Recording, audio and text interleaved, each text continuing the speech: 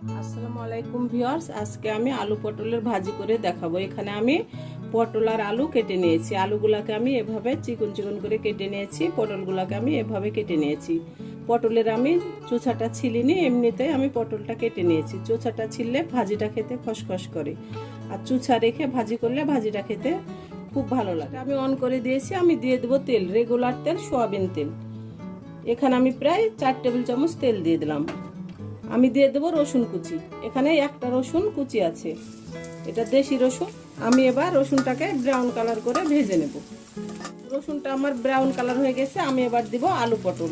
আমি আলু পটলটাকে পরিষ্কার করে ধুয়ে আমি একটা ছাকনাতে ছেঁকে রেখে দিয়েছিলাম। তারপরে আমি আলু পটলগুলো আমি পানিটা ঝরিয়ে নিয়েছি।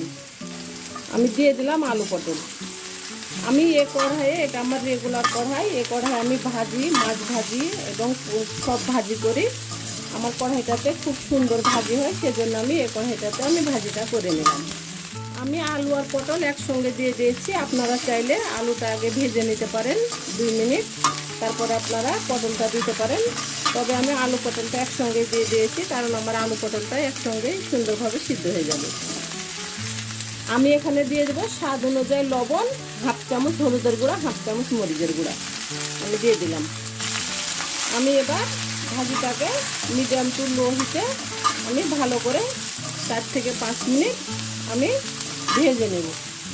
4 থেকে 5 মিনিট আমি ভেজে নিয়ে আমি ফিরে আসছি। 5 মিনিট পরে আমি ফিরে আসলাম।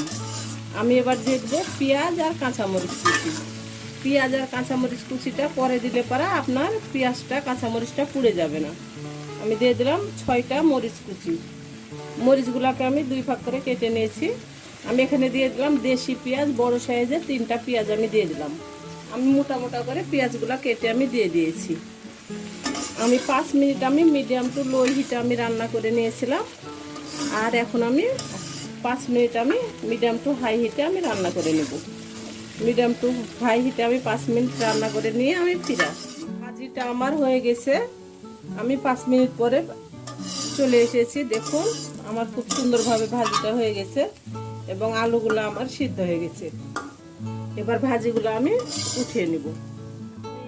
আমার পটল দিয়ে আলুর ভাজি। আমি যেভাবে ভাজিটা করলাম আপনারা একবার হলো আমার মতো করে ভাজিটা করে খেয়ে দেখুন। এটা আপনি ভাত, রুটি, পরোটা সব কিছুর সঙ্গে পরিবেশন করতে পারবেন। আশা করি আমার রেসিপিটা অবশ্যই ভালো লাগবে। যদি ফেসবুক থেকে দেখেন তাহলে অবশ্যই একটা ফলো দিয়ে দিন। ইউটিউব থেকে দেখলে একটা সাবস্ক্রাইব করার অনুরোধ রইল। লাইক, শেয়ার, কমেন্ট করে দিন। পাশে থাকার অনুরোধ রইল।